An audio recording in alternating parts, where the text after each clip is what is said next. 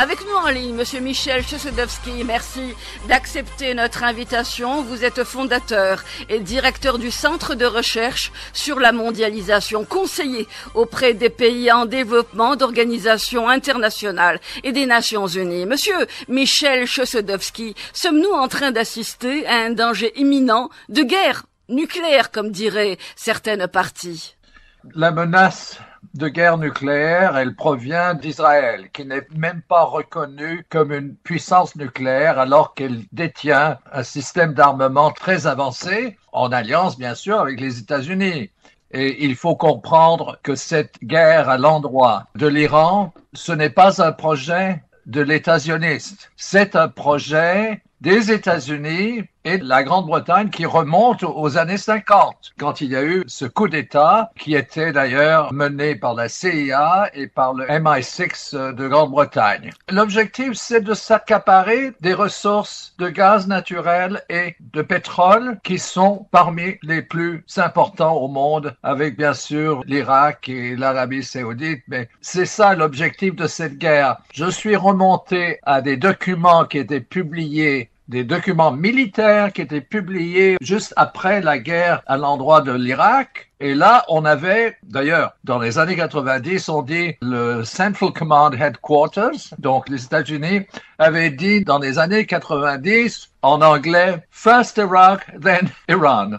D'abord l'Irak, ensuite l'Iran. Exactement. Là, il y avait toute la question d'intégrer Israël dans un projet de guerre. Ce projet de guerre à l'endroit de l'Iran, initialement, c'était les États-Unis, la Grande-Bretagne, parce que, en quelque sorte, ça répliquait un peu l'alliance qui existait lors de la guerre de l'Irak. Et ensuite, il y a eu des documents du Pentagone qui ont dit on va intégrer Israël dans le processus décisionnel et on se souviendra des mots de Dick Cheney, qui était vice-président des États-Unis à l'époque. Il a dit on va utiliser, je paraphrase, mais la citation est très claire. En anglais, let them do the dirty work for us. Que Israël fasse l'opération sale pour nous. C'est ce qui est aujourd'hui également avancé par les chancelleries européennes. Israël, disent-ils, fait le sale travail pour nous.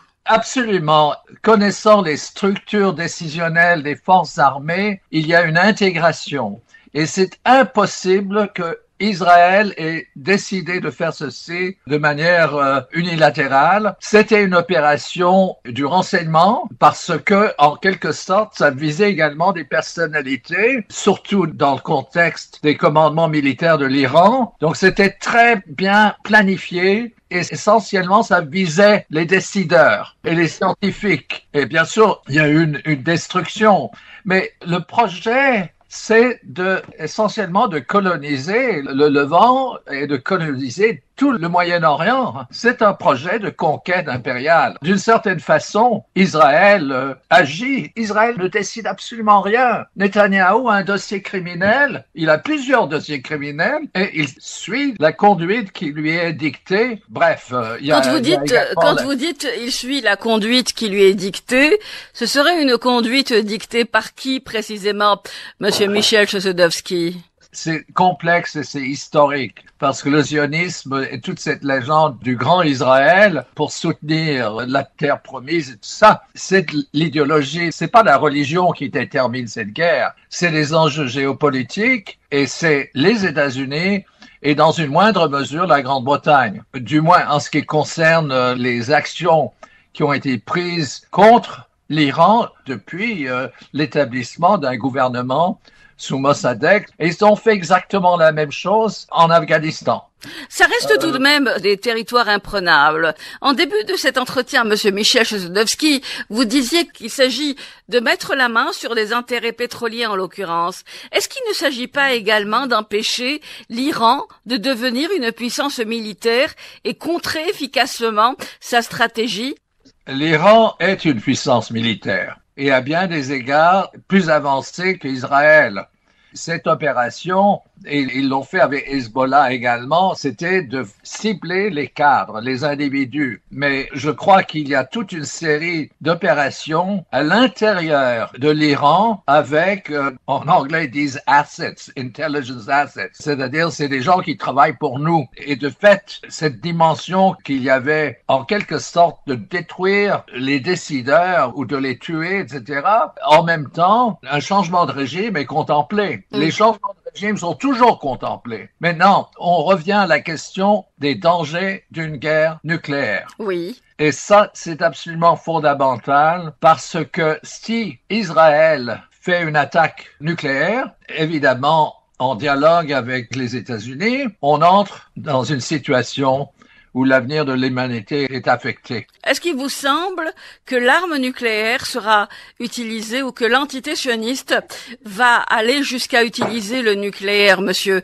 Michel Chossudovsky? J'ai fait énormément de recherches sur la question nucléaire et je vais vous dire, il faut que je sois bref dans cette entrevue avec vous, mais l'emploi de l'arme nucléaire, même s'il s'agit de ce qu'on appelle l'arme nucléaire tactique, c'est le B-61 et le B-62 qui d'ailleurs sont dans des bases militaires d'alliés des États-Unis. C'est la Turquie, l'Italie, l'Allemagne, les Pays-Bas et la Belgique. Ces armes-là sont là pour être utilisées et toujours les États-Unis veulent que l'opération SAL soit faite par les alliés de l'OTAN. Alors la question qui demeure, monsieur Michel Chossudovsky, est la suivante.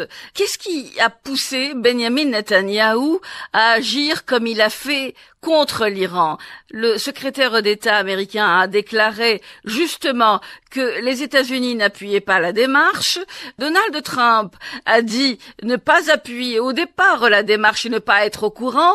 Qu'est-ce qui a poussé Netanyahou à agir ainsi? Quelles sont les garanties qui ont été amenées à Netanyahou et par qui l'ont-elles été? Mais Netanyahou ne décide pas. Il ne décide de rien. C'est certain que la question de l'Iran fait partie de la politique étrangère des États-Unis depuis au moins un quart de siècle, au moins un quart de siècle. Et le rôle d'Israël, c'est ce que le vice-président Cheney a dit, do the dirty work for us. Il le dit carrément. Il le dit. Et maintenant, je crois que dans les mouvements anti-guerre, il faut comprendre qu'on ne peut pas aller et demander à la classe politique européenne, monsieur, madame, etc., il faut que vous condamnez les actions de Netanyahou. Ça marche pas. Ce qu'il faut faire, c'est que vous êtes coupable parce que vous avez appuyé en sous-main une opération qui a été menée par Israël.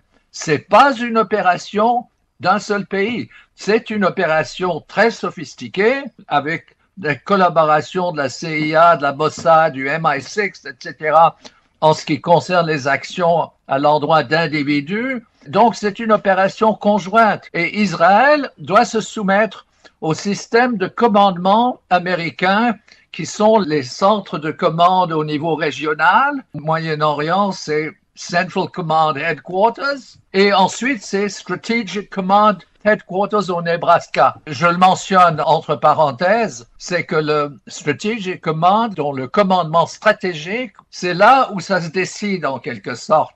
Monsieur Michel Chossudovsky, revenons à l'actualité qui nous intéresse. La BBC a rapporté que dans les heures qui ont précédé les attaques de jeudi, les responsables américains ont fait savoir qu'il n'y aurait aucun soutien américain en cas d'action, disent-ils, israélienne, allant même jusqu'à dire qu'ils n'aideraient pas au ravitaillement en vol. Dans ses premières déclarations, le président Donald Trump a également indiqué « J'ai donné à l'Iran, chance après chance, de conclure un accord ». Au final, n'est-ce pas Donald Trump ou la Maison-Blanche qui décide de tout? De toute façon, Donald Trump, c'est pas nécessairement lui qui décide. Il y a différents niveaux décisionnels, d'autant plus qu'il y a un gouvernement, en anglais on dirait shadow government. Un gouvernement de l'ombre, oui. Un gouvernement qui est essentiellement lié au Parti démocratique, mais ensuite il y a toutes des structures décisionnelles contradictoires. Et Trump, on le sait. Trump, on l'a vu par exemple en ce qui concerne Gaza. Maintenant, il a dit non, Gaza va être un territoire américain. Ça, c'est très important et les médias l'ont pas couvert. Et ça, c'était parce que les voies maritimes de Gaza, mais qui s'étendent sur le Levant, c'est une richesse en gaz naturel qui est absolument sans précédent. C'est une richesse énorme. Benjamin Netanyahou disait au sujet de l'Irak et de Saddam Hussein, si l'on débarrasse le monde de Saddam Hussein, il n'y aura plus de menace nucléaire, car la menace nucléaire dans la région est étroitement liée à Saddam Hussein. Les mêmes propos sont aujourd'hui tenus au sujet de Khamenei. Les acteurs sont les mêmes, monsieur Michel Chossudovsky. Ben, effectivement, c'est les mêmes acteurs qui sont là, ce qui veut dire qu'il y a une certaine continuité de l'analyse et des options, aussi bien au Pentagone qu'au secrétariat d'État, mais surtout au Pentagone et bien sûr dans le renseignement. Regardez, la directrice du renseignement, Tulsi Gabbard, oui, a fait une déclaration contre l'arme nucléaire, mais elle ne contrôle pas les diverses entités du renseignement américain. Voilà. Du moins, elle est incapable de dire, ben écoutez, à la CIA, on va mener une démocratisation du renseignement. Mais ce qu'elle a dit, c'est vrai. Ce qu'elle a dit, c'est vrai. En tant que chercheur sur cette question, j'ai 2 livres, je peux dire que c'est vrai ce qu'elle dit. Qu'est-ce qui est vrai dans ce qu'elle a dit? Ce qui est vrai dans ce qu'elle a dit, c'est que ça serait une crise à l'échelle planétaire et que c'est l'usage de la bombe nucléaire, quel qu'il soit, qu'elle soit petite ou grande, ce qui est impensable, mais qui pourrait se réaliser. D'autant plus, les décideurs sont la victime de leur propagande. Ils ne savent pas les données sur la guerre nucléaire, d'une part. Et d'autre part, vous avez un budget de 1,3 milliard et c'est assigné au B-60. Il y a d'autres domaines de dépenses.